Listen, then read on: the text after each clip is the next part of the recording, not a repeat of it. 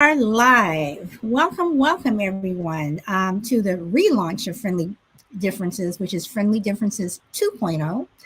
I am Solid Blue Sister, and I am here with my new co-host, DA Select, aka Black Cabinet Education, and I'm just excited to relaunch this show. I have missed it, and DA and I have been working on this show for the last 2 months. So, without further ado, I would like to introduce DA Select. How's everybody doing out there? Hey, YouTube, y'all know me as Black Cabinet Education. You also know that as Black Cabinet Education, also on Podbean. But you guys all seen my transformation from DA Select to Higher Education TikTok and to now Black Cabinet Education. So it's been quite a trip, quite a trip, quite a trip. And of course, in this next week, I'm launching Bring Avery Home. And so that's what we're working on. I'm going to be documenting each step, the countdown of the days of bringing Avery home. And if you want to donate and help with the basically and help with the travel to go pick him up, also to get him some clothes. Remember, Avery has been incarcerated for 7 years. So he doesn't have any clothes. So when he gets out, being able to take him clothes shopping, be able to eat, and then enjoy a nice trip on the way back, stopping at some historical sites, and really just having that bonding time between father and son as we travel back here to Texas, where he'll be living. We're excited about that. So bring Avery home. That's what we're trying to do, and I would really love everyone's support on that. But as of right now, I am super excited about being here with Solid Blue Sister. We are live in effect. We're ready to take over YouTube, take over the podcasting business, take over everything, because we're gonna have, we connect on a lot of things, but like the title of the show, friendly differences, there are some differences that we're gonna have, and we're gonna talk it out, hash it out, and sometime we might even leave on a bad note, looking at each other sideways. But we'll be right back in the next couple of weeks, just to hash it out again. So I can't wait, and Oh thank you for boy. allowing me to be your sidekick. I am the Robin Tier Batman. How are you doing, Batman? Back to you.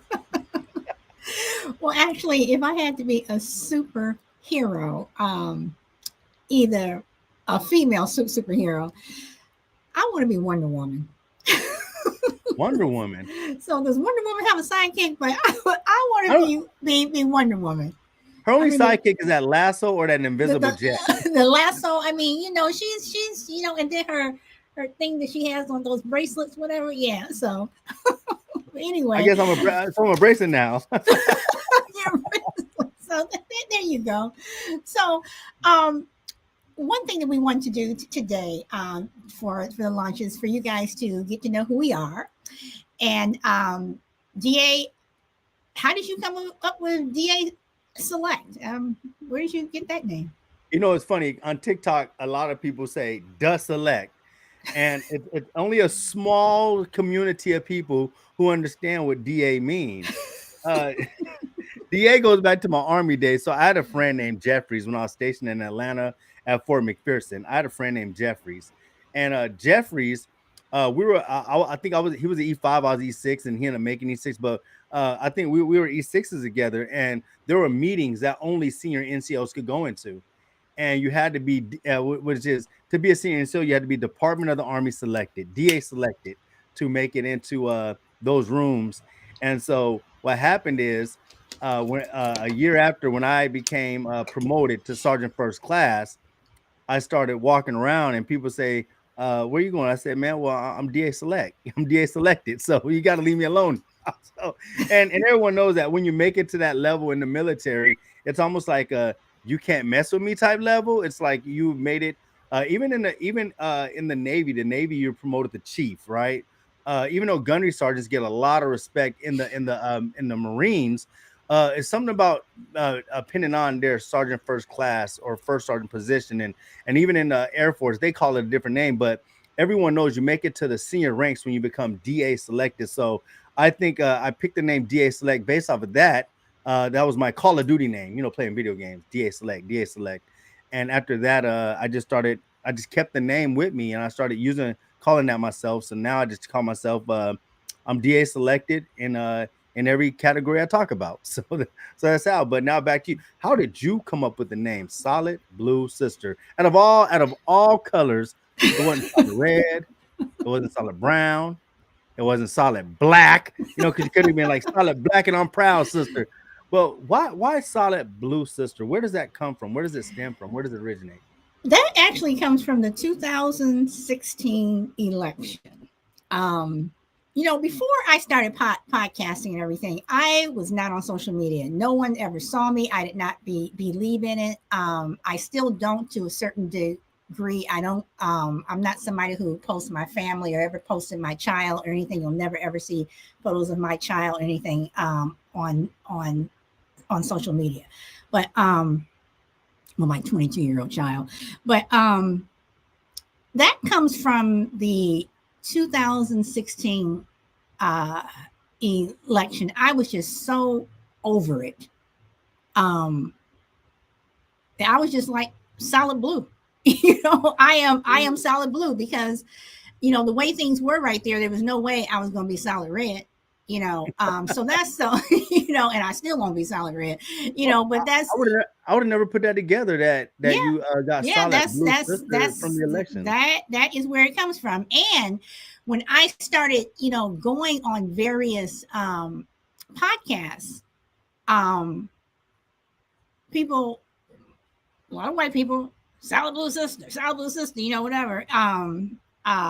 But that is where that comes from. Now everybody just calls me solid, but yeah, that's where that came from. I campaigned so much on that election. I was knocking on doors. I was doing everything, and I was solid blue. So You know, that's where 'cause that comes from. I think that's what usually happens. People, we live in a shortcut society where people want to hyphenate, make things faster. Of course, I'm not going to put Department of the Army as far as DA selected as part of my name, but most people call me Hey DA, or they'll call me Hey Select.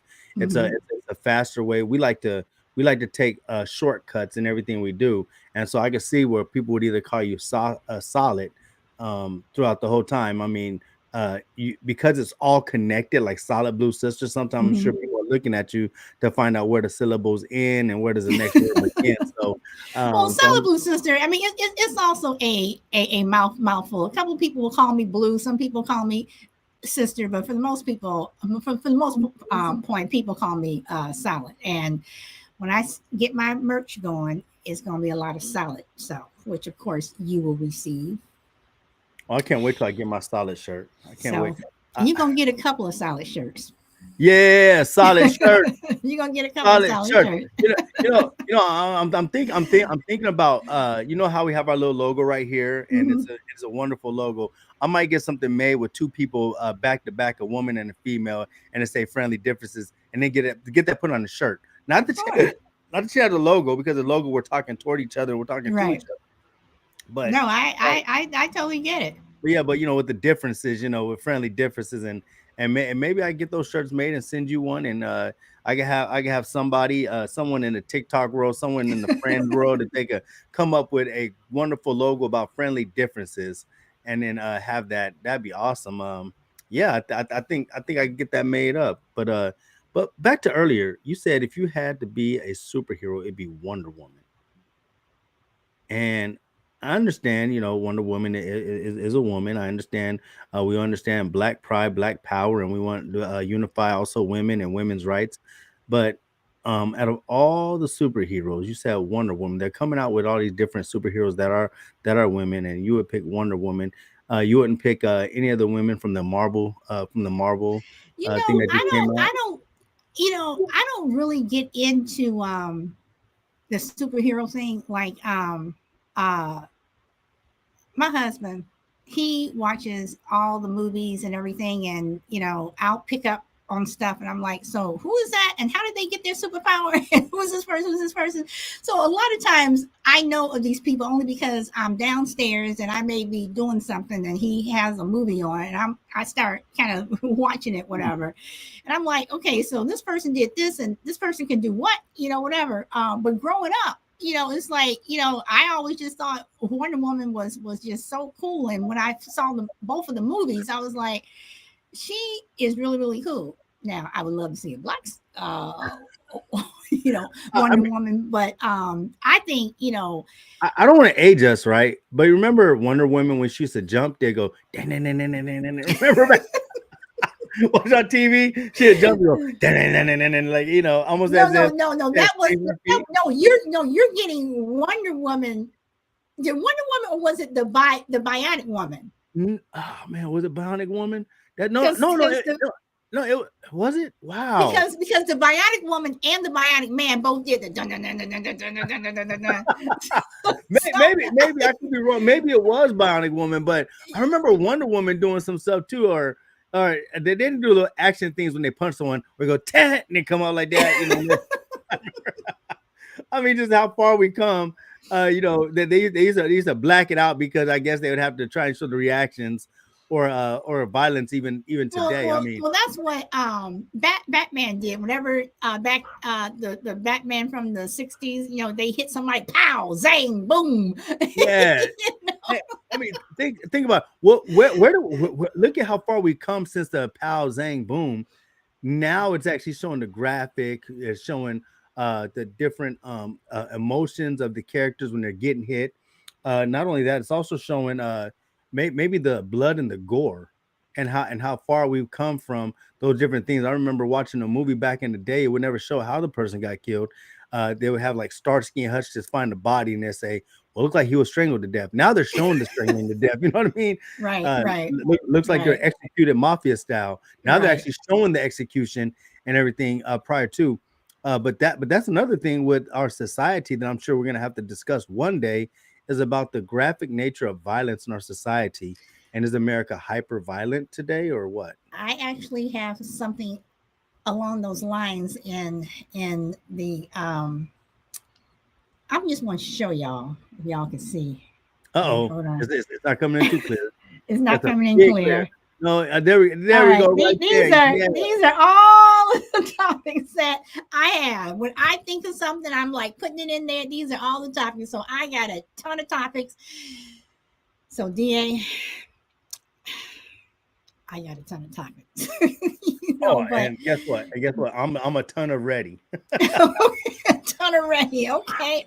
So All so right. so so Solid, I got a question. Have you and just so you know, I don't have any superheroes that I wish I could be. I've never had a superhero that um you know I guess well it's not a superhero, but it's a power I wish I could possess, right? I don't know what a superhero was, but where they could put their hand over a book and grab all the knowledge from that book. That I wish I had a power like that, and where I could just suck up knowledge, suck up understanding, and things like that. I remember that one. What was the computer? Remember Johnny Five, the Mm-hmm, robot? mm-hmm, Thought he was mm-hmm, alive and everything, but mm-hmm. the time he was in the library reading all the books, and he just grab a book and just go all the way through the book. I wish I had some type of superpower like that. And I don't know why it's books. I don't know it's reading. Maybe it comes to the default setting of not being able to read growing up. Maybe the stereotype of black children not being able to read. Maybe it's conquering all those things. I don't know what it is, but I really believe that I've read myself to a certain freedom that I don't think anyone can ever take away from me. But I guess my next question for you, and I think we should just go ahead and bounce back and forth.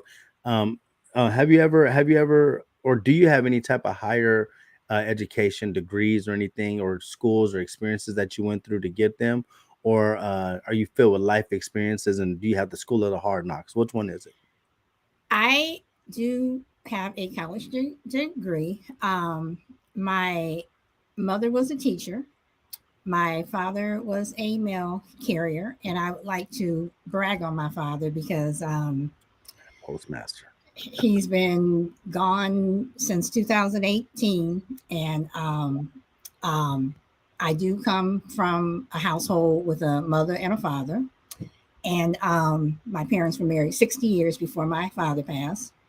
Wow. Um, Lived in the same house, never moved, whatever. But Wow. um, my parents believed in education. And I know a lot of people now, schools are ridiculous. I mean, it's ridiculous how much they cost. But my mother, she had her master's, and education was just something that we had to do. And growing up, I don't know if you remember in school we used to have where you can order these books, and every uh, 2 weeks, uh, or I can't remember. I think it was every 2 weeks. Now I know it's every month, but every 2 weeks we would get the teacher would pass out these order forms, whatever, and I would go home, and my mother ordered 10, 12 books for me, and I would read them all, come back, mom, and she would. I mean, we would just order books. Both my sister and I. I looked at your library behind you, and it reminds me of the books that that I have and that I had growing up. Um, but education was something that my parents insisted on. And now with my sister and I, my sister has two children, boy and a girl. I just have one boy. My husband, on his side of the family, I have two nieces and a nephew. They are all college educated. Um, they are all going for their masters or their PhDs. Oh, And wow. and when I asked my son about going for his masters, he said that he didn't have to, but it was expected. It wasn't a requirement, but it was expected. And yes, it costs money, um, but I do believe that for us, an education, that higher education is needed, because even then we will still, when we go for that job, we'll still get paid less, even though we have the paper. No, that's very interesting that you should say that. I am a firm. I believe just as you believe. I think education is very important in the Black community. Um, I tell you, it's I forego I forewent education. I forewent education and went ahead and went to the military, where I served 21 years. While I was in the military, when I first went to the military, college wasn't free for everyone. People don't know that. People think that college was always free for military. College wasn't free. College did not start coming into actual end up pouring a TA until about 2005, 2006, when I first got my first chance to go to college. I went to St. Leo University. I was stationed in Atlanta. They had St. Leo University had a satellite site that I went to, and that's where I had my first experience of higher education. And I fell in love with college at that point. I think it was just the fact that I was doing something different. Even though I know I could go to a library, I know I could go study anything I wanted to and look things up. The internet has, around that time started becoming the booming thing. Everybody remember the Yahoo and everything else, right? I mean, it was the booming thing. The World Wide Web was open. You could go and you could search for anything then. But it was something about being in that classroom because I finally got it. I didn't fumble through high school. I think I did very well in high school, but I was a very intimidated person growing up when it came to learning and education.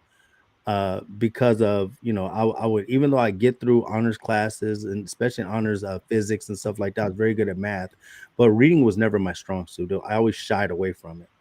And so when I got to college, after I spent so much time in the military and it started clicking that my reading comprehension went up because I was sucked at reading comprehension. I couldn't remember any. I could read a whole paragraph and they say, what? Well, what sentence best describes this paragraph? And I'd be eeny, meeny, miny, mo, because I don't know what the hell I just read. I just read a whole Mm-hmm. paragraph of what I Mm-hmm. read.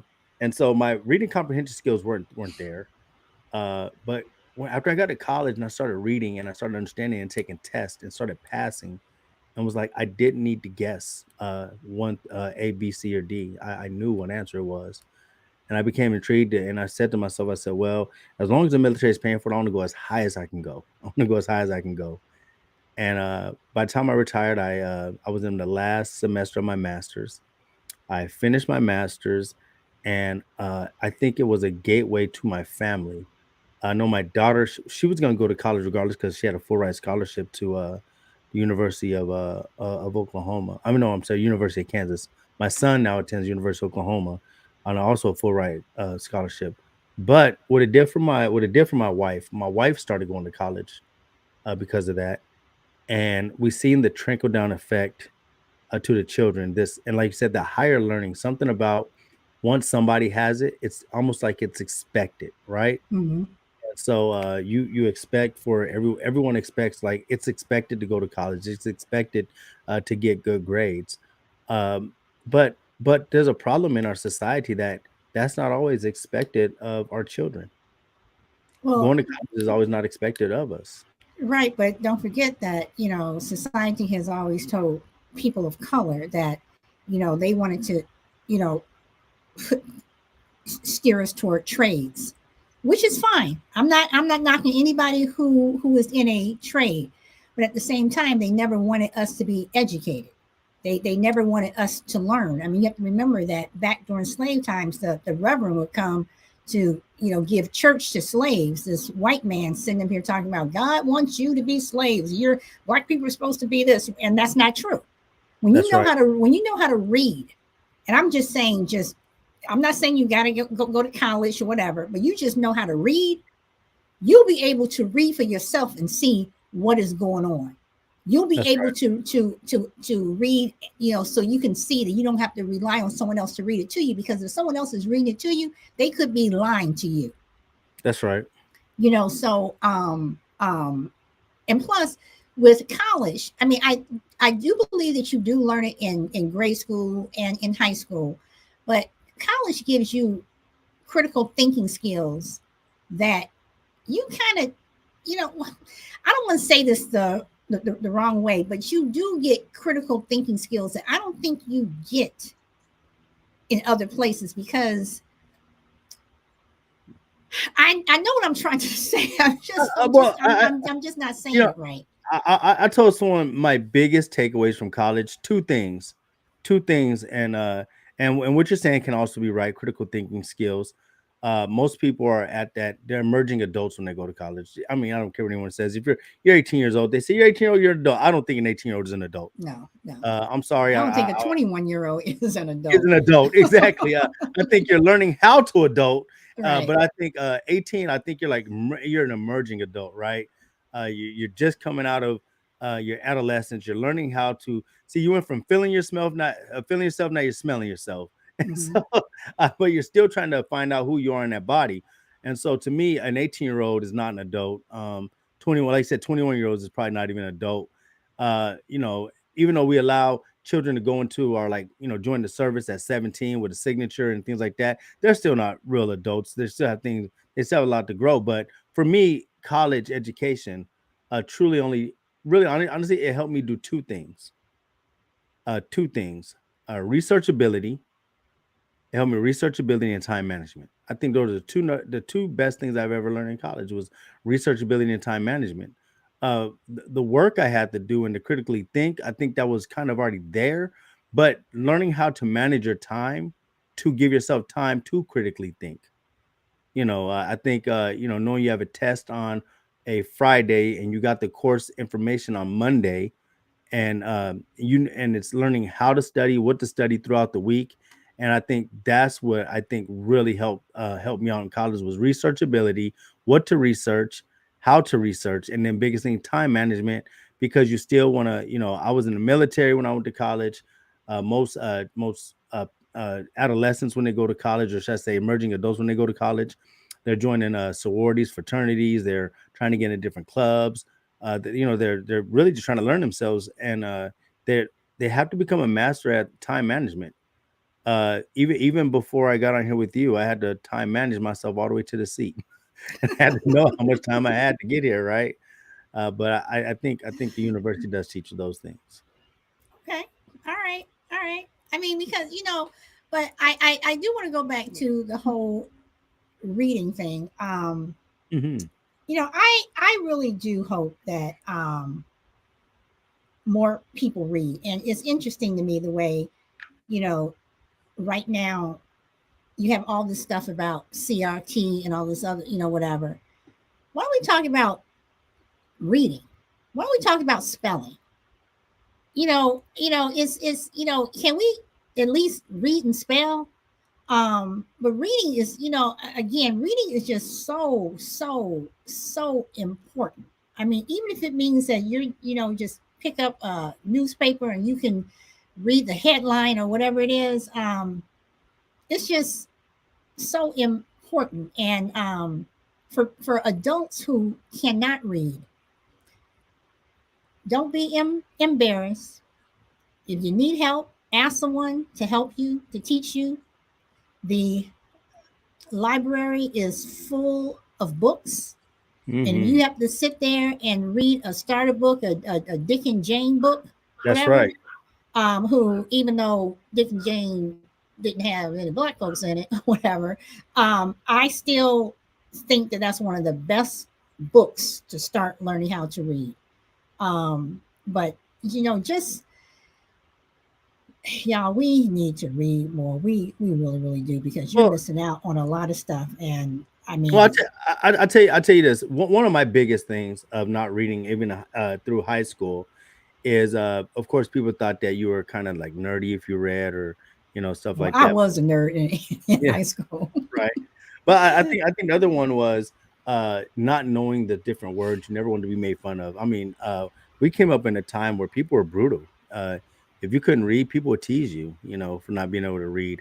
And so I think a lot of, but nowadays, I read while I'm on TikTok, I read while I'm online, I read during my Podbean, Hmm. and I don't know every word that I'm reading, but guess what? I get through it. I remember I used to be in the chair, and that Slim Shady, I keep forgetting, my palms are sweaty. Like, I used to get that. My palms would start sweating when it's time to read. Like the word what would be right there, and I sit there and look at the word what for like 5 or 6 seconds, just wondering what is this word sometime, right? And I know what the word is, but and even now I get a read how to say stage fright. I get read fright. I know what I'm reading, but right before I read, it's like and then the more confidence of reading I get, it just starts flowing, and I start reading. I might get to some, and even now I get the bumps in the road, but to me, it's like I got to get to that next period. When I get to the next period, I can take a breath and get ready for the next line. And so, really, you're reading from capital letter to period, from capital letter to period. And if you could get to that period and understand the pauses, and understand when to get excited and the different accents of reading. I think once you understand that, it can be a beautiful thing. But you have to get on that train, like you said. You have to get on that train. You have to get on that bicycle. You got to dare to be different, and it's okay if you fall down and don't know a word. Nowadays, like I said, spelling, we don't need spelling no more. We got spell correct, right? You could type it out and it'll correct it for you. Um, but Wait, it does. what do you mean you don't need spelling anymore? No, no, no. I'm saying right now you really don't. No, I think we need it, but you don't need it because we have too many devices. We have too many devices that spell it for you. But you know what though? But see, that's where I'm going to disagree, because first of all, when you read and you don't know a word, okay. I think Correct. I am not kidding, y'all. I must have about 100 dictionaries in my house, because for some reason my mother thought that every Christmas when she gave us a gift, she had to include a dictionary, and we have dictionaries upon dictionaries upon dictionaries. And Real quick, one thing, one how often do you use those dictionaries today? honestly, I use them a lot. See that's a lost art. No one uses. Honestly, We have Google now. I use them a lot, because even my son, because my son would get upset with me, and he still does. Um, my son was in regular school until fourth grade, and then he homeschooled from fifth grade up to 12th grade. And he would get these assignments, and I would say, go to the dictionary. But mom, the computer, go to the dictionary and look up the word. Do Mm, not do not use that computer. If you use that computer, you're gonna get in trouble. Do not. And he would go to the thing, and and his spelling and his reading comprehension, knowing what the word means. See, spell check them, say, okay, you're supposed to put an A or I before E, except after, whatever, but it Yeah. doesn't tell you what the word means. So you're just type you're just, okay, the word, you correct the word, whatever. But do you know what the word means? My mother and father, for his see, Obama became president in 2008. In 2011, my mother and father sent my son, because this is what I wanted him to have. That's right. Send him a full encyclopedia set. Wow. And my mother was like, um, okay. And I said, send him a full encyclopedia set. And she said, well, if you want, I can give him the ones that we have here. I said, when was the last time those encyclopedias were updated? But when my sister and I were growing up, my mother and father bought encyclopedias like every 5 years. And whenever we had to do a report, we went to the encyclopedia. So as my son was in high school and he had to do these reports and stuff, go to the encyclopedia. I have a question real quick. How many Jet magazines was in your household? Oh my goodness. We had Jet, and we had Ebony. Ebony. All right, so you're saying you came from a family that had Jet and Ebony, and also encyclopedias. Yeah, we had childcraft. We had all of that. I mean, I'm telling you, my parents were about education. And See, but now, can we honestly say that um the I guess we'd say the elephant in the room is every black family wasn't brought up with that. true, but I'm going to say this, and I hope black folks don't take it the wrong way. I grew up with, I did not know a single parent until I got into college. I did not know, none of my friends had single parents. My friends, all of my friends had mother, father, mother, father, mother, father. I didn't know single parents. And all and my friends, Where'd you grow up um, again? Chicago. In Chicago, and every friend you had a mother father there. Every friend that I had. But you also have to remember one thing: the Chicago that I grew up in is not the Chicago of today. Well, and but, and but, but also and also the and again, I don't mean to sound like I'm bougie or anything, but I right. also grew up in, at the time, not only one of the best neighborhoods in the city, but one of the best black neighborhoods in the city. That at the time my parents bought the house. My parents couldn't even buy the house. They had to have a white person buy the house for them. And it Wow. was in an and it was in an all black neighborhood. So No, I as know. I've heard about that. I've heard about that. so And as I but go home now and I see I all want to go these. back. Yeah, I want to go Go back ahead. to that. I want to go back to that because even though we could talk about home ownership and how important that is, and I'm sure we'll talk about that another day. But Mm-hmm. but since we're on this education thing, it's like you come from what I would call um and I'm not even gonna call it a dinosaur age. It's the make believe world of having a mother and father, your actual birth mother and father in the household while you're growing up. Um, you don't see that today, and I think today we see this, and I hope I'll get counsel for this too. But you see this hyperized, it's okay to be single mentality, Mm-hmm. this hyperized. Man saying they don't want a woman. They could be a good father without marrying a woman. You got Mm-hmm. women saying that, I could be a good mother without you having to be a father. We have statistics that show that black male outside the household are more involved in the children's lives today than any other demographic. And but then you also see the difference in what happens when you don't have a two-parent household. And to me, and we could get into a discussion on what the two-parent could be another time, because I don't care who the two parents are. But I think that the healthy relationship that children see in education we're talking about, I think that's a big difference because I was that little kid who always wished we had and I love my mom. Mm-hmm. My mom did the best she could with what she had. And I think I am so thankful for the three children that she turned out. I think we all turned out to be outstanding individuals in this world. But what I'm saying is, we didn't have the encyclopedia set like you had. We didn't have, my mom had to literally pull herself up by the bootstrap. uh, I remember my mom tells a story of the welfare situation. She had a good friend, and she was coming in the house, and she said, "Girl, toast with me." And my mom's like, "What are we toasting to?" And she said, "Girl, I've been on welfare. I think it was 15 to 20 years. I got this many years on welfare. Toast with me." And they were trying to toast. And my mom was like, is this what my life is going to turn out to be, celebrating welfare for that long?" And so my mom looked up some different things in Denver, and they had these different things where she can actually go become a dental assistant. And so my mom, of course, we had family structures.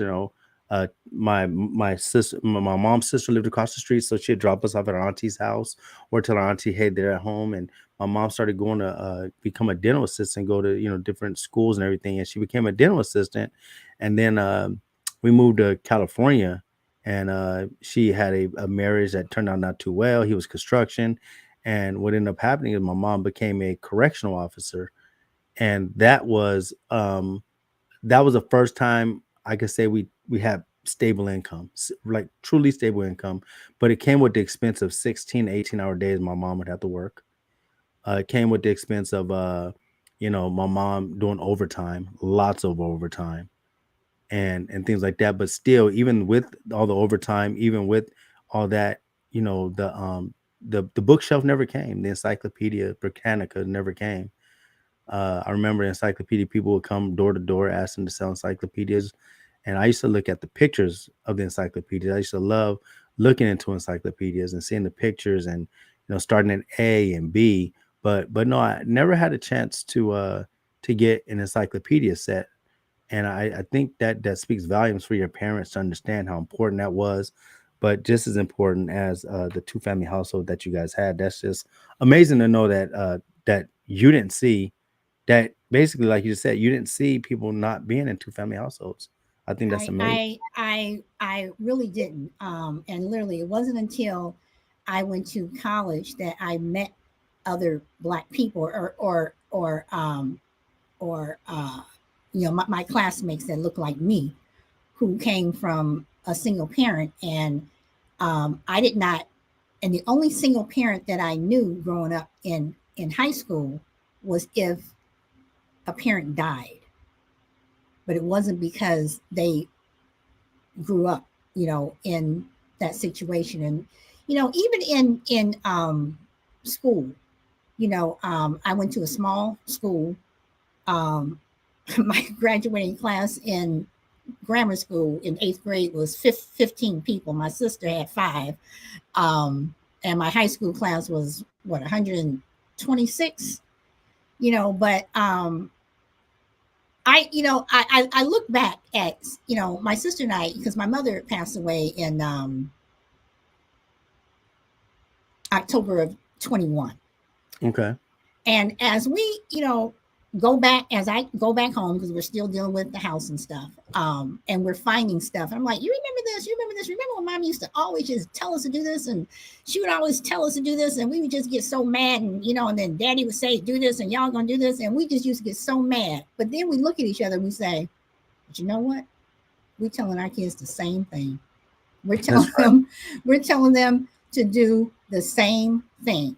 And one thing that I'm happy about all of my nieces and nephews, even on my husband's side, because even him, when he was growing up, mother, father, you had the nuclear household. When I look at my nieces and nephews on that side, I'm sitting back, and my son, he got a little upset. He goes, all of my cousins have all studied abroad except for me.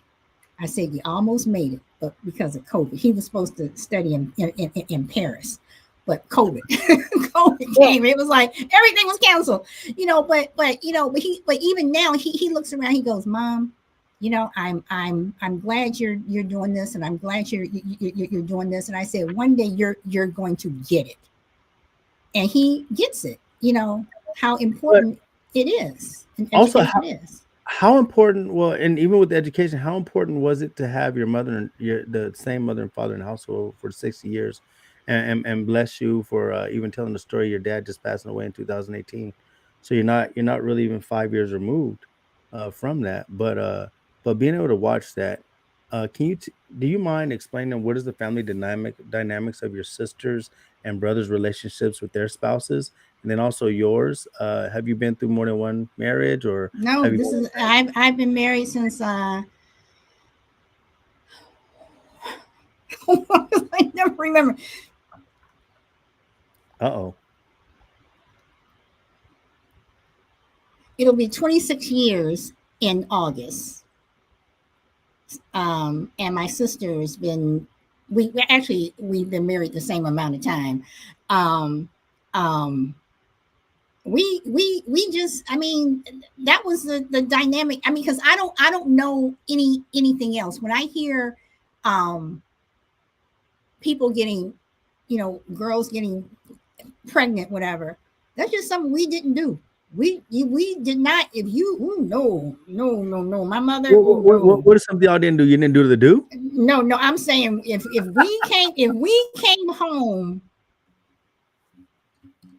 and again, I'm not dissing anybody who did or Right, has, right. but if my sister and I came home, But solid. So let me see. I seriously, think I think my mom is older than you, but you're older than me, right?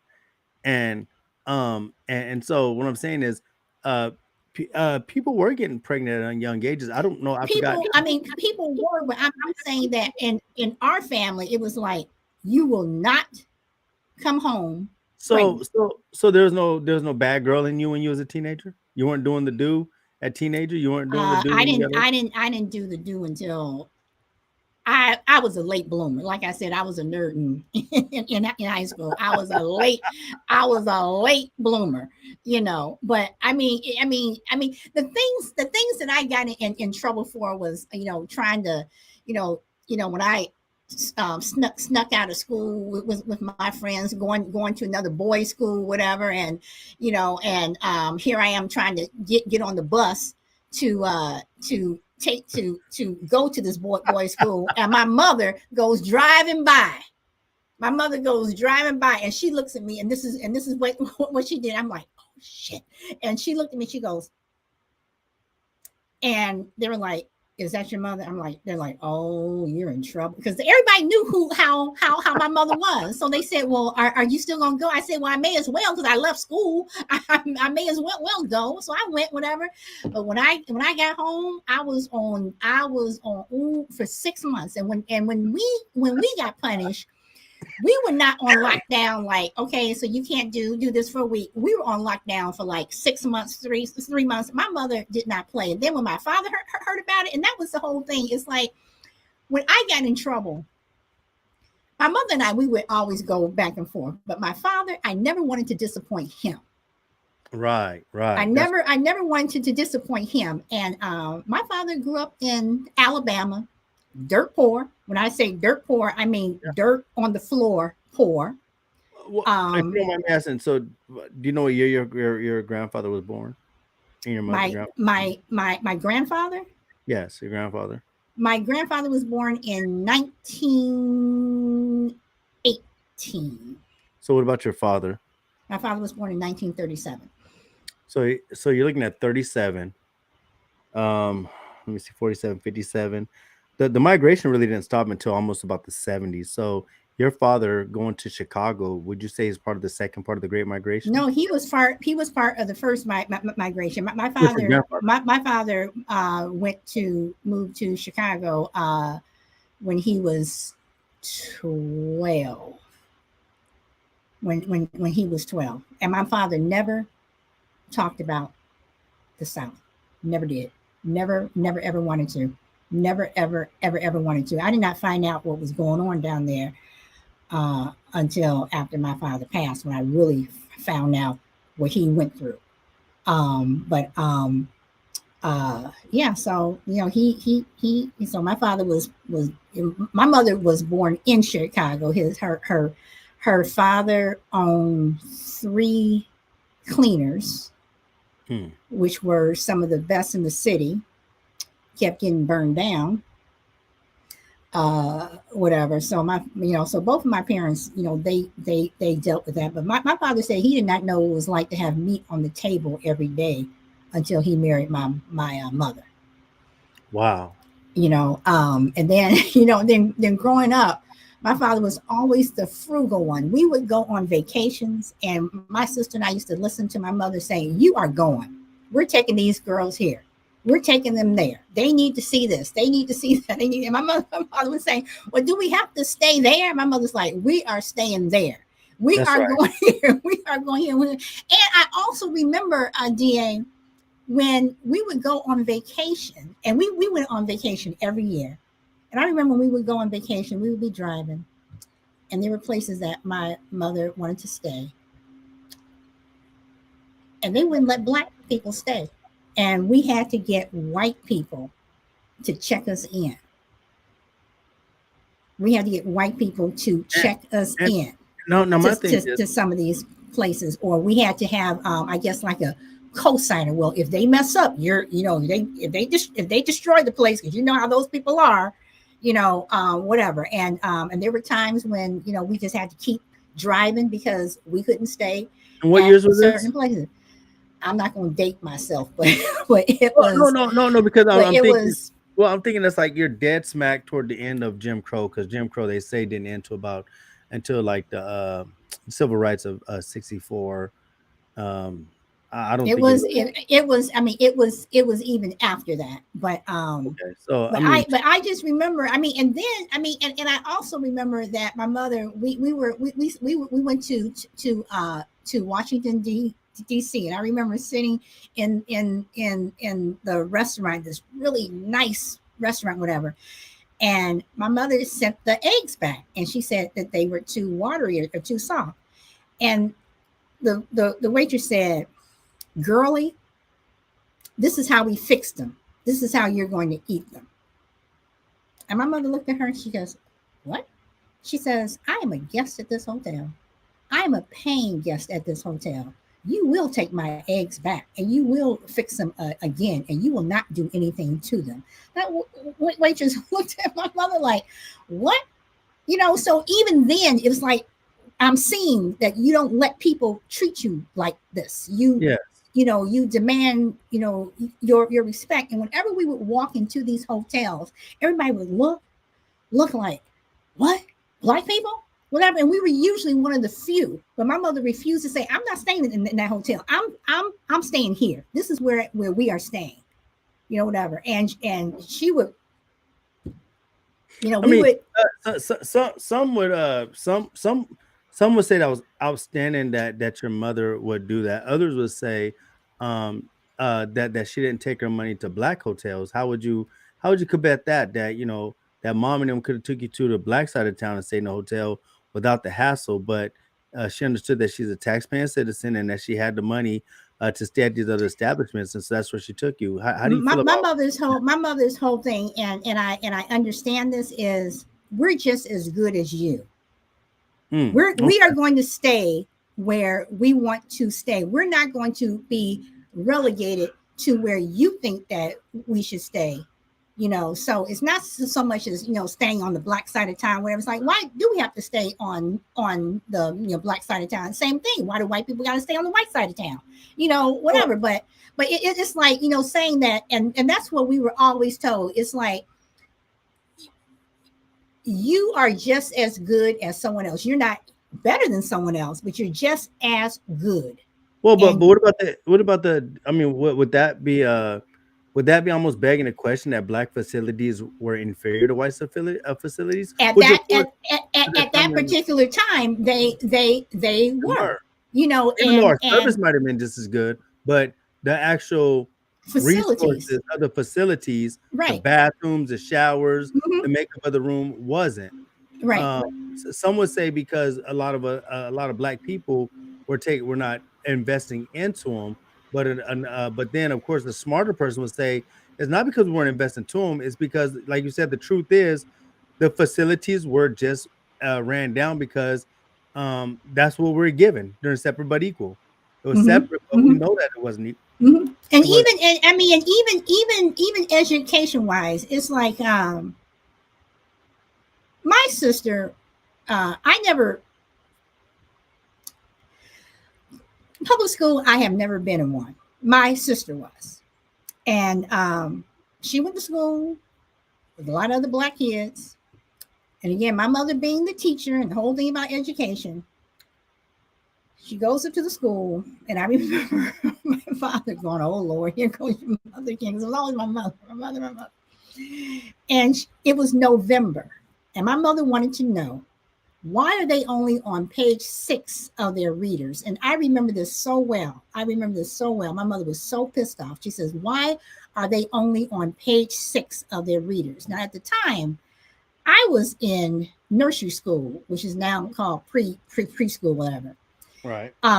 So I wasn't dealing with that stuff. But my mother always had my sister and I read, whatever. And I guess the teacher said something like, "Well, we have to wait for the other kids or whatever." She goes, "Well, there's a problem with the way you're teaching because I'm a teacher and there's no way that I'm going to have my students on page 6 and it's November." My mother Mm. pulled her out, put her in private school. We went and I followed right after my sister. And my mother always, when she would say, "Let me see your books," let me see your books. And she looked, she says, "Now look at this book that your sister," or she would say to my father, "Look at this book that my sister had from that school, and look at the book that she's reading in this school." She says she's been here in this school for a month, and she's already done 5 chapters. What was the school that she went to? Might I asked this question because I think it um I think it might paint a different narrative. What was the ethnicity of the people teaching your sister when your mom went and said that? White. Ah, so there begs a question. I'm about to pull up an article. But I want to tell you something that before you say that article, one All thing that right. my mother always said that I think is very, very true, and I know I'm gonna piss off some white folks out there that listen to this. No, you're My not. mother said, as long as, and when we were in that school, I was the third black child in that school. My sister was the second. My mother said, as long as there's one white student sitting in that classroom, you're gonna learn. As long as there's one. And if there's a white teacher teaching, she may be teaching to that one, but you're going to learn. And I Well, but see, truly and I believe that. the reason why I say that because okay, in this article I'm reading, right? It's a great article by Christopher Stewart. He was a guest writer. The topic of this article is in the American public education system, black children are the new cotton. And it says, white America has always had an interest in the education of black folks, but never for the purpose of our freedom. And it goes down here, says W.E.B. Du Bois warned us in 1935 that turning black children over to white America for their daily education risk making them doormats to be spit and trampled upon and lied to by the ignorant social claimers whose sole claim to superiority is the ability to kick inwards when they are down. Mhm. So then later on, even Dr. King, he and we're just coming off of Dr. King's birthday. Let me get down. Dr. King says almost the same thing about turning our children over to white people because he talks about white people feel that we are already. I really want to get to what Dr. King said because it's amazing what he says.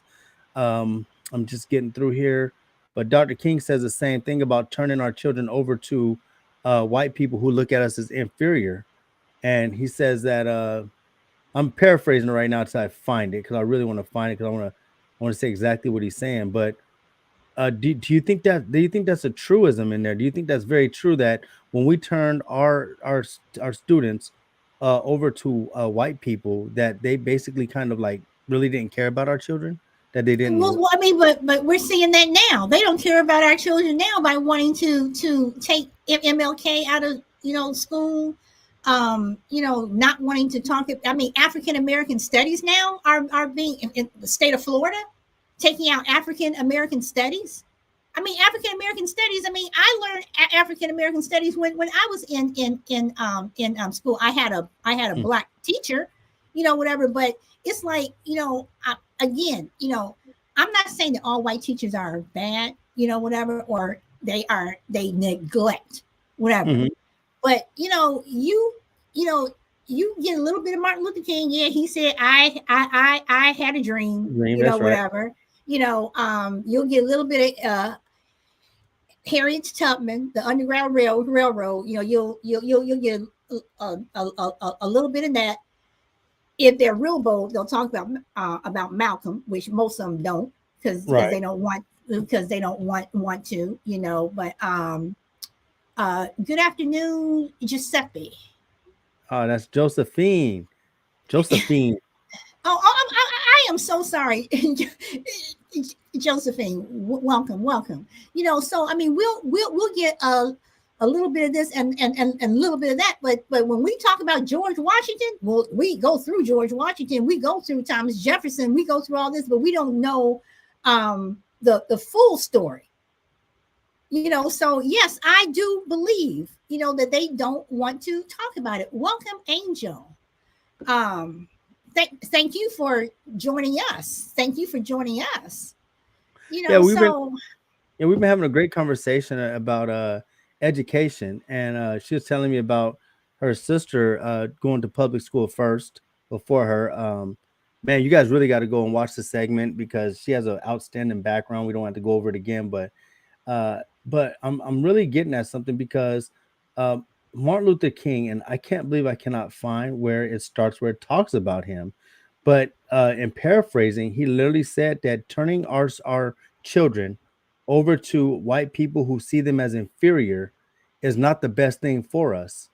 And I believe that that's what we started doing. We actually started turning our children over to a to basically white people who thought we're inferior. That's why they're on page 6. I'm saying this because your mom said, "Why are you guys on page 6?" And they said, "Because we're waiting on other children." And the fact is, as long as they think that we're inferior, they're going to try and teach us at an age that is inferior to them. And where if it was white students, like you said, if there's white students in the class, they probably get taught because they don't want to leave that white student behind. mhm, Uh, mhm. Historian and journalist Jerome Bennett Jr. wrote about the post-slavery years, saying in 1865, when emancipation became a fact, he said about 1 in every 20 Negroes could read and write. Then he says, 35 years later, no more than 1 out of every 2 could read and write. See how good it got? But then it says 22 years later, less than 1 in 5 black fourth graders are proficient in reading.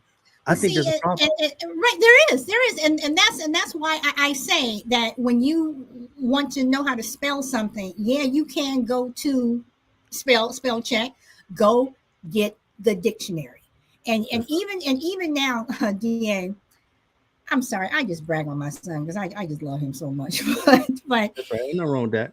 I look at his handwriting. My son has the most beautiful cursive writing. Just, I mean, I look at it and it's like, wow, you know. And when he was in, see, he started homeschooling in 5th grade. When he was in 4th grade, his teacher, uh, right around Christmas, she called me to into her room, and she said, "Yeah," she says, "he doesn't have to do cursive writing anymore through the whole for the rest of the year." She says, "I'm going to give him an A for the entire year." She says, "Your son writes better than me." And when he was learning how, I mean, seriously, when he was learning how to write cursive, whenever he would when he was doing his spelling words, and this is when the teacher had everybody still when they were still writing in print. I said, "Write it in cursive." "Mom, write it in cursive." He would write it. I said, "Up." I would say, "Do it over." Up. Do it over. And then he would print. Was that the days of writing everywhere 5 times each? If no, five times, 10 times, whatever. That And never then he taught would, me. and he would, and then his printing. And then another thing that I made my son do, and he still has to do it, which my parents always made us do. We always had to send the thank you cards and the birthday cards, whatever. But now people could just send the little gift or whatever, happy birthday, whatever. You, if you're sending it to your grandparents, you're gonna go get a card. You're gonna go to the store, get a card, and you're gonna write it out. The address. People don't even know how. I mean, adults don't even know how to address Address an envelope. an envelope. I mean, That's seriously. right. So it's like this is what he has to do. So I look at this when I see people sign their name. I'm like, what is this? I mean, it looks like chicken scratch. So the spelling, you need to know how to spell. You need to know how to read. You need to know how to go to that dictionary and that encyclopedia. People may think that I'm crazy, but it's like I know what words mean, and if I don't, I go look it up. If there's a word that I'm reading a book and it's like, what does this mean? Whatever, I go and I look it up. And again, I know it's a habit that my mother drilled in me when I was No, no, younger, but I think you're right. So many you people know, they use words out of context. They think they know what the meaning is, but they don't. they do. And then for black children, it's like Yeah. it's important. Go and don't do Kindle, get a book and learn how to read. To this day, I still have a library card. I have never ever been without a library card since I was like 6 or 7. My son Right. has never ever been without a library card since he was, I think, in first grade. Wow. So it's like go and come on. And books are free at the library. You can check them out. And if you don't want to check them out, just sit there, read, whatever. But I'm just Well, saying. I found what I was looking for. It actually says, you may be surprised to learn that none other than Dr. Martin Luther King Jr. himself warned us against building trust in public schools and their teachers. Said two of his permissioners, both black high school educators, said that he had told them that white people view black people as inferior. A large percentage of them have a very low opinion of our race. People with such a low view of our black race cannot be given free reign to be put in charge of our intellectual care and development of our boys and girls. And so I was saying that based off of what you said. They're on page 6. You said that the lady was white. People don't understand that. Even now, you got DeSantis in Florida who wants to take a pilot program of AP African American history out of a curriculum, which I think is one of the dumbest things in the world. I don't even think he understands. Coming from, I think he's Oh, Italian, but he understands. He no, no, understands. no, I don't know what I mean. What I was about to say, he don't understand. I don't think he even understands. He doesn't even understand the long history of black people in Florida. That's what I was gonna say. And of course, I don't think he knows because he wouldn't be saying the stuff that he But do said. you but do you think he even cares? I know he doesn't care. He doesn't care because all he cares is about the whiteness that he was actually accepted into, and he wants to hold up that white standard. That's what I think he cares about. Yeah, who's the dumbest man alive? That's a toss up between Greg Abbott, Ron DeSantis, Donald Trump. Oh, he's the dumbest. I mean, I think it's still a toss up. I mean, you can throw all of them into a blender, and you're probably gonna get the same taste. I mean, they're all the same flavor. Trump is just a darker flavor of the taste, but they're all the same flavor. DeSantis, like I said, there's the governor of Texas and the governor of Florida. Yeah, they're all the same flavor. So let me ask this. I have to put this up. I have to put this up.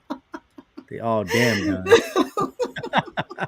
Yeah, I never heard of damn dumb. Maybe I somebody know, dumb damn, dumb. just Right? damn dumb, just Hey, damn damn dumb, dumb. I like damn that. dumb. I'm gonna have to use that one. I'm just with you, man. So Hey, you're not a dumb dumb. You damn dumb now. let me ask this. Do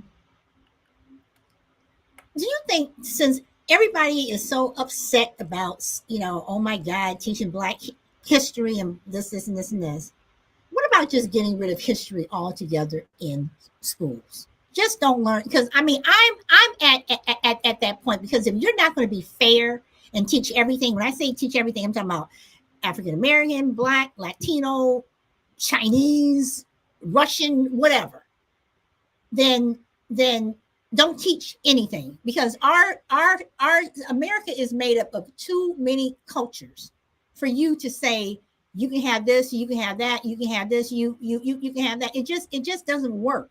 So what do you say about just getting rid of history in school? Period.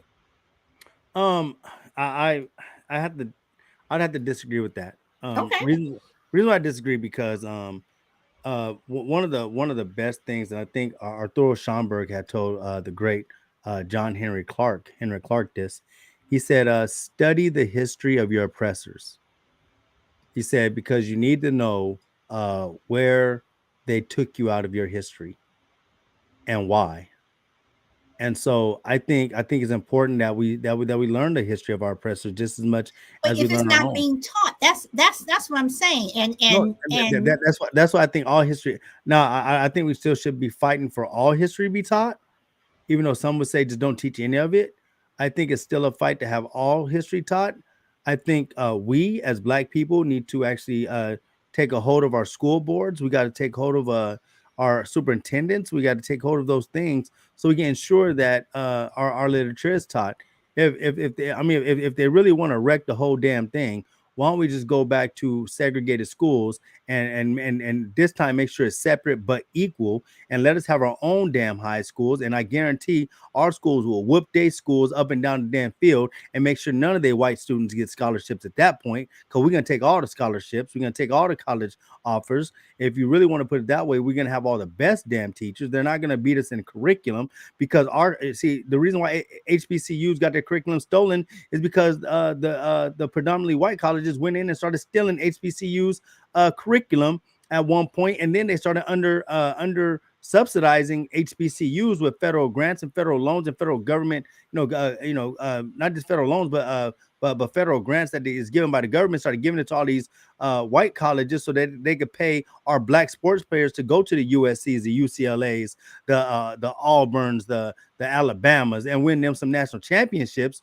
But if they would have came back to our schools, we would have seen that we've always had a rich heritage of schooling our children. We didn't just have. See, what happens is a student like Herschel Walker, who could go to University of Georgia, comes out just as dumb as he was, as you can see during the election. That means Georgia didn't teach him a damn thing. We ought to be looking at the University of but see, Georgia as a but bunch this of is clowns. okay. But this is what I'm saying. It's like you have to, if they have to teach us, they have to do it right. And if they're not going to do it the correct way, then I mean, Da, seriously, I think somebody can go on your show or on listen to your TikTok and get a wealth of information before they sit in Yeah, a classroom. So that's what I'm but you saying. So still if you're not going to teach it right, then it's like, or why do we have to fight for it? Why do I have to fight for my child or for any child to have African American studies? And you made a comment on your show a couple of weeks ago when you said you and I'm pretty sure that it was you. You said we need to show up at PTA meetings. We need to yeah. show up at those town halls. And it's like, you have all these white people going, I don't want my child to be, I don't want them to feel guilty. We need to show up too, because your child, you don't want your child to feel a certain way. Well, damn, what about ours? Well, see, Well, so like I said, I think now is the time. I hate to say it, but I guarantee if I think we need more Black principals. We need more Black superintendents. We need more Black educators who's gonna dare to be different and get into that classroom and teach real history. Do we need an entire curriculum on Black history? Yes, we do. But does the entire history class need to be Black history? No. The entire class can have some indigenous history. It can have some Latino history, well, I and mean, but it and a should little bit of have it, but right. it should have. Right, and a little bit of white history. I think we should learn about John Brown. I think we should learn about Marilyn Monroe. I think Mhm, we should hear, we should hear about RGB, mhm. Ruth Bader Ginsburg. I think we should Mhm. hear about certain good white people Ain't nothing wrong. Ain't nothing wrong. I think I But think we we need need to to learn understand. about the bad people too. We Yes, need see. the I'm true about if thing, John we need to Calhoun. learn about Yes. the whole. You need to learn But about the see, whole. but that's the thing though. They think that if we teach history, we're gonna teach about the John Calhouns and the filibuster, which we do need to learn. They're gonna Hmm. think that we're gonna tell them that George Washington didn't chop down a cherry tree. Okay, they can keep the cherry tree myth. You know what I'm saying? But and they can keep the wooden teeth myth.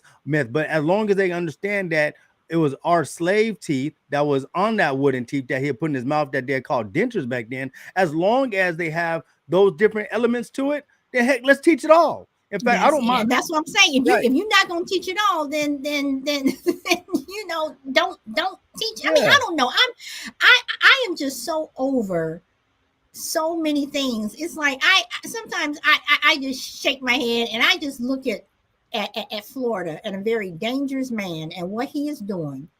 And I'm just like, y'all, we got to we need to we need to get this together because the next generation, they're gonna be Herschel Walkers.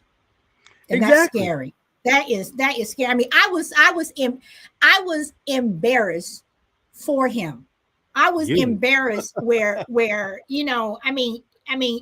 was like my sister and I were talking about Herschel Walker, and we were like, just seriously. I mean, because you Go get your hey China, come back and get your air. I mean, come on. let's see. Josephine says young children are adaptable. They understand right from wrong. I don't think they would be hurt or disappointed or feel any kind of way. I honestly just think it's their parents. Yes, it is. It is. And that's a shame. I mean, and I that's why I say open up a book and read it. I mean, even now, it's like I read every day and I read out loud. And I do that because because I stutter. And when I was going through speech therapy way back when, um, and bless my father for sitting in the car waiting for me all those years because I went Wow. through speech therapy a long time. Um, that was something that, read whatever, and I read out loud. And that's one reason why, and that's another reason why I started to do my show because it's like a, you know, therapy for me. But reading period is just you got to read. You have to learn. We cannot allow other people to teach us our history. And I just want to say one thing that Gavin Newsom did. Hello, Grandma Shack. So say hello. Go ahead. Hello, welcome, welcome. One thing that Gavin Newsom did that I give him credit for. It could have been politics. Okay, that's fine. When back in 2020, when black people presented him with a curriculum for the schools, it was it was black. Gavin Newsom said no, he's not going to sign it. He said no. He said you come back with something that includes everybody. I want to see Latinos. I want to see Asian. I want to see everything. They came back where it was inclusive for everyone, and he signed it. Now you in these schools, they're teaching some of everything for everybody, and that's what it should be. That's right. So I'm just over DA. I'm just over so much stuff when it comes to these schools and Florida. I got my eye on Florida. I have my eye on Florida because Florida is kind of dictating what a lot of these other places are That's right. doing. And Florida is where it needs to be stopped because it's racist, it's wrong. Yeah, I agree. I 100% agree. Um, and I think what we got about the justice of education of our background is that we both come from different type of homes, but we all agree that education is important. Mm-hmm. Education is a tool to freedom. And like I said, I know we're way over an hour. I don't know how long we said the show was going to be, but That's one hey, thing. You start talking, you get into these I good know. Oh, conversations. but it was great. But you know, like I said, it makes me think. In a time when you were growing up, you said that there wasn't no single parents. Fathers were with mothers, regardless of whatever drama they went through. I'm sure there was. I'm sure in your friends' households um, there were infidelities. I'm sure there was fights. But no matter what was going on in their household, they maintained it. They kept it together, and that's wow. Just to hear you say that, um, I honestly I cannot think back. I cannot think back to any. Trying to think. I cannot think back to any functional relationship of me and any of my friends that their mother and father was in the household when I was growing up. See, when you say that, I and can't. when people say that on my show, the only thing I can do is just listen, because I don't know. I mean, I truly don't know what that's like. And I was on a podcast about a year ago, and this black guy, I can't remember who it was. I don't think he's even on. He's podcasting, but every other word was the N word, and I typed in the chat. I said, "Do you have to keep using that word?" He goes, "Oh, like you don't use it." And I said, "I don't." And he goes, "Oh, come on." And I said, I typed in again. I said, "I don't." He says, "I don't believe you. Every black household grew up using that word." And I said, "Mine didn't." And he was like, and that's what I guess, so I look at certain things, and it's like, sometimes I just sit and I just listen, because I don't know.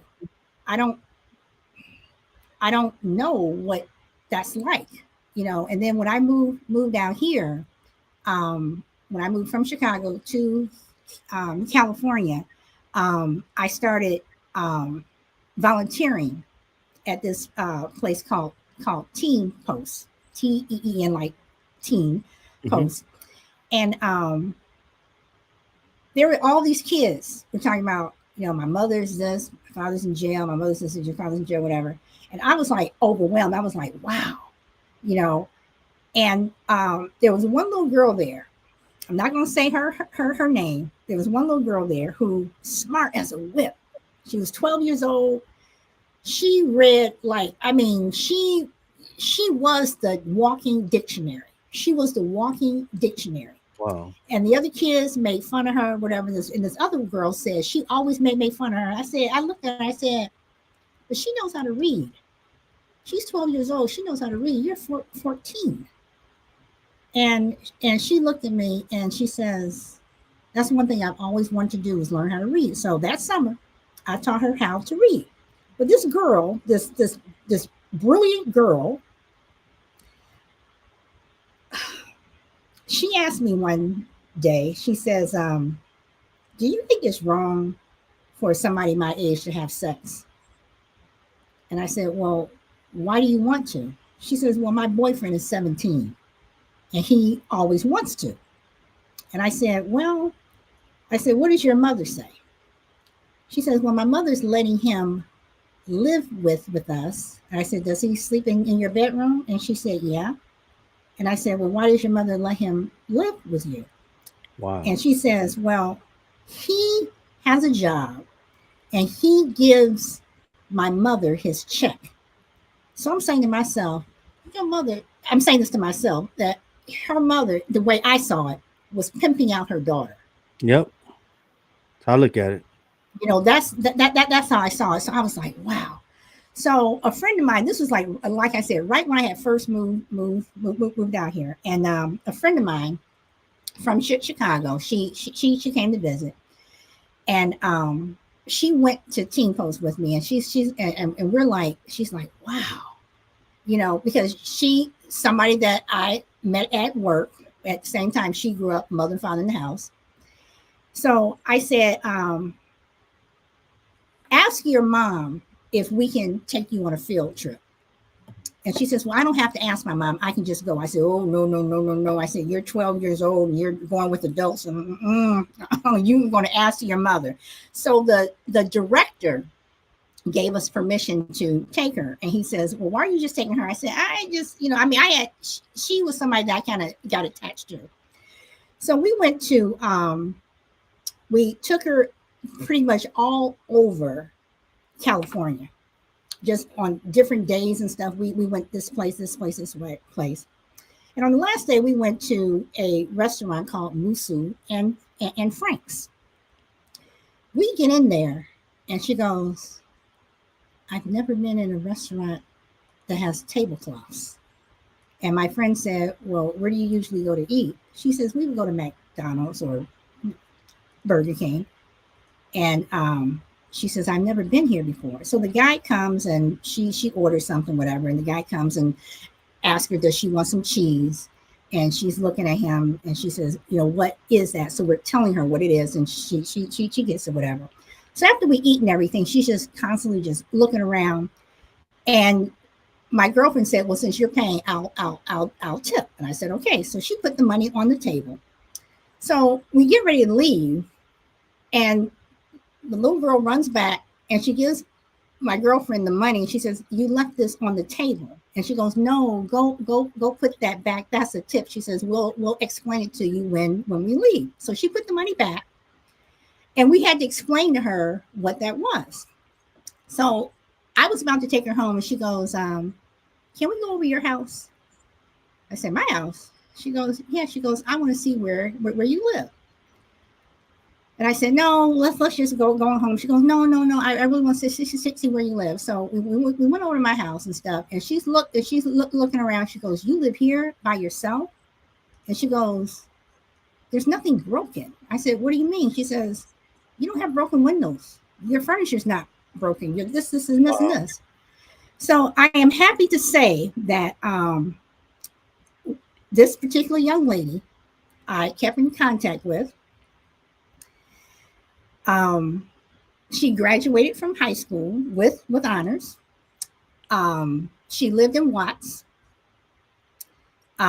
She went to college, moved to Atlanta, and is now an attorney.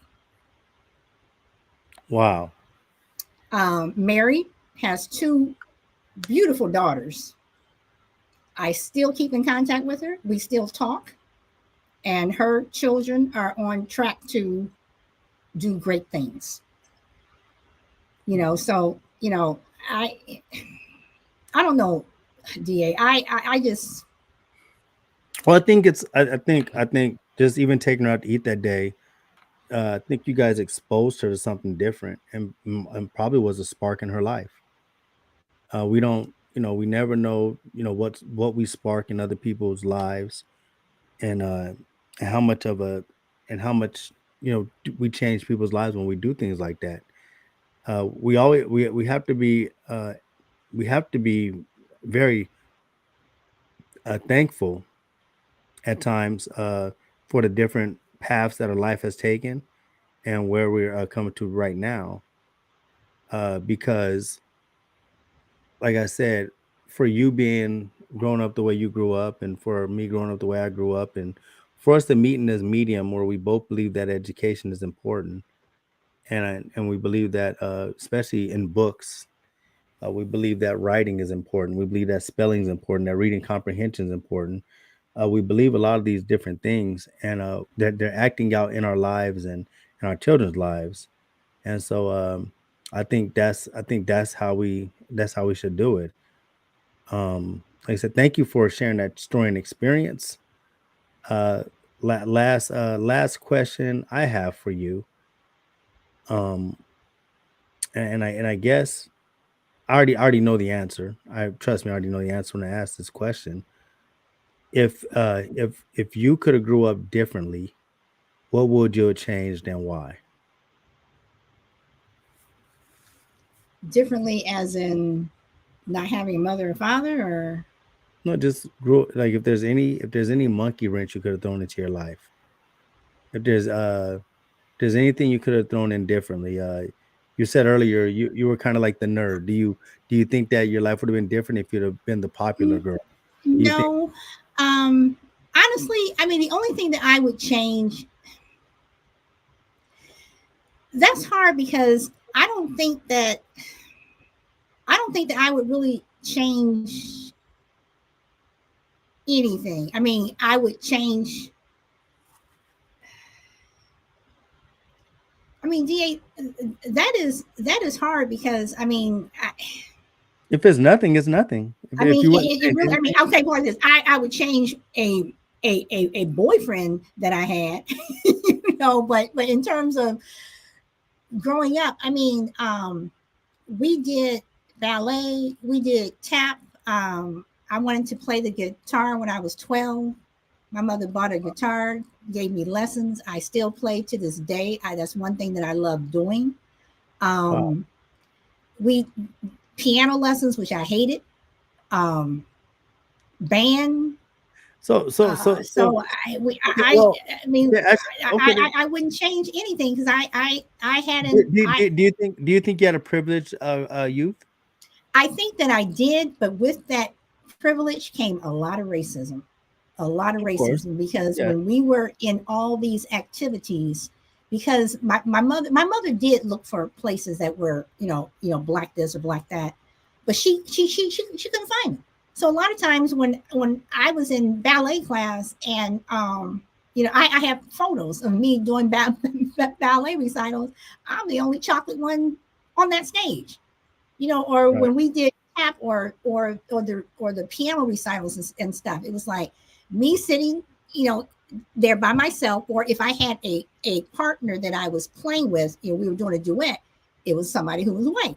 So it was like, with that privilege came racism, which taught me, it's like, wow, it's like, why am I the only one?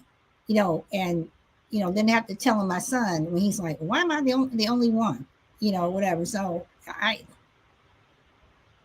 Hmm. Okay. but I don't knock anyone else. You know, our lives are the way we are.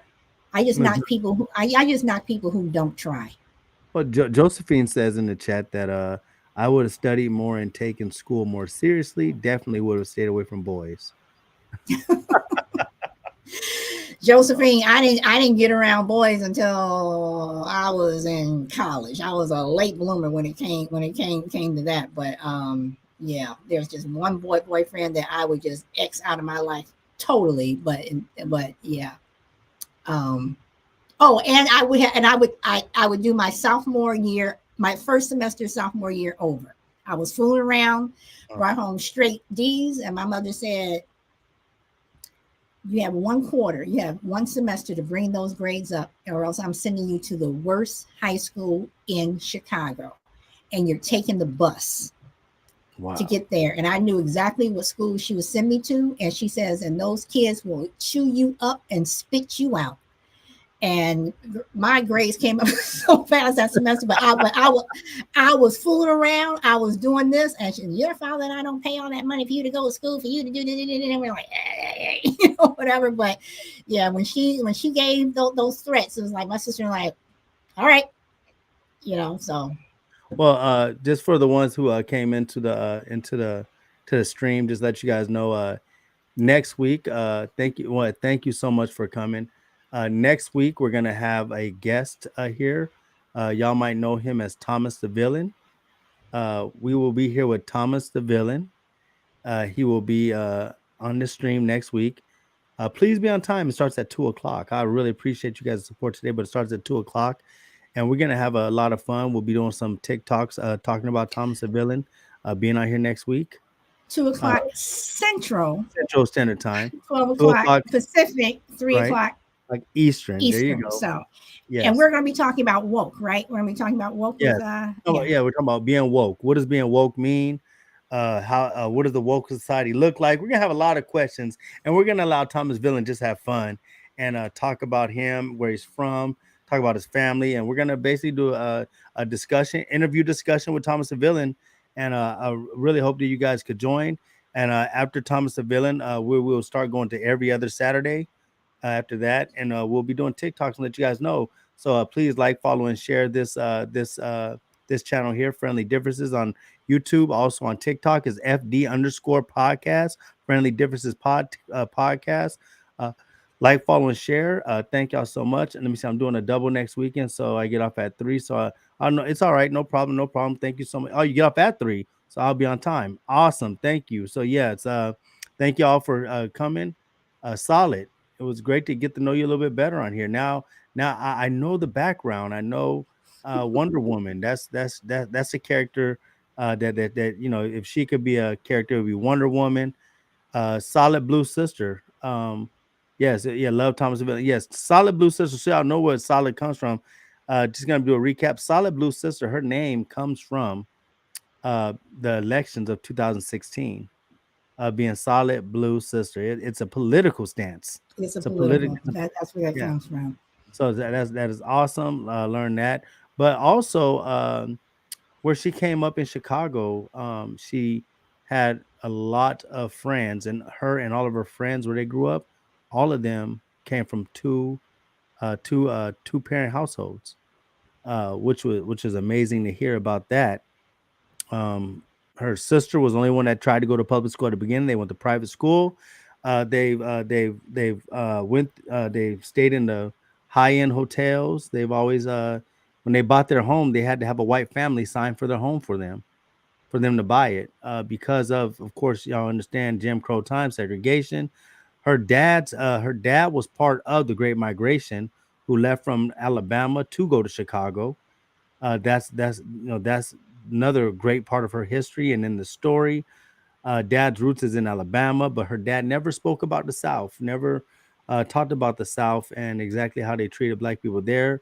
They seek to go to Chicago for better life, and that's what she was able to be raised in a better life, not the same life as most. And I say most because you're not going to find too many people of African American descent that actually had the lifestyle that she's had, but with that privilege comes racism, the exposure to racism, as we read in the movie Cast. Anytime you're living outside of your caste, and if you look at the black caste, it's supposed to be the second class citizens. And anytime you're living outside of your caste, you're going to be exposed to racism more than people that are living within their caste. Because at least if you live within your caste, you don't have to be exposed to any racism, because everyone you live with is disenfranchised, impoverished with you. But whenever you are rising to the top, your family's going to be in situations that different families are going to be in. You're going to be exposed to the different looks, the different stereotypes, the different rejections. And so that's who Solid Blue Sister is. She's unapologetic who she is. She loves her son. She loves everything that she stands for. She's a married woman, and she's been married to the same man for how many years, Solid? 26. Well, it'll be 26 this Right, August. 26 years this August. And So, but yeah, that's awesome. can I just say one thing? This is just Of about course. my dad. My dad was a mail carrier for Right. 45 years. He was trying to make 50, but he couldn't make 50. For 45 years, he never, ever missed a day of work, ever. Wow. And and when he retired, he had like 2 or 3 thousand hours of sick leave, Wow. whatever. So, and my father, well, both of our parents always in instilled in us to show up, do your job, be on time, and go home. Thank you. So, But but anyway, no, I that's a great way to end today. I thank you so much, Solid. Thank you.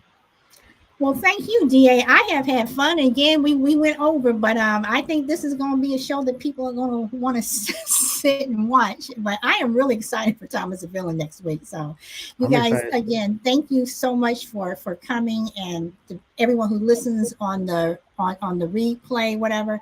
We will have this uploaded to well, it should be already on live now, but we'll clean it up, and you'll have a live version, and you'll have one that have an intro and an outro. But and the audio will be uploaded to Podbean. Thank you. All right. Well, send it out. I'll see y'all later. This Okay. is Solid Blue Sister, DA Selected, and this is Friendly Differences 2.0. Until next time, we'll see y'all later. Peace.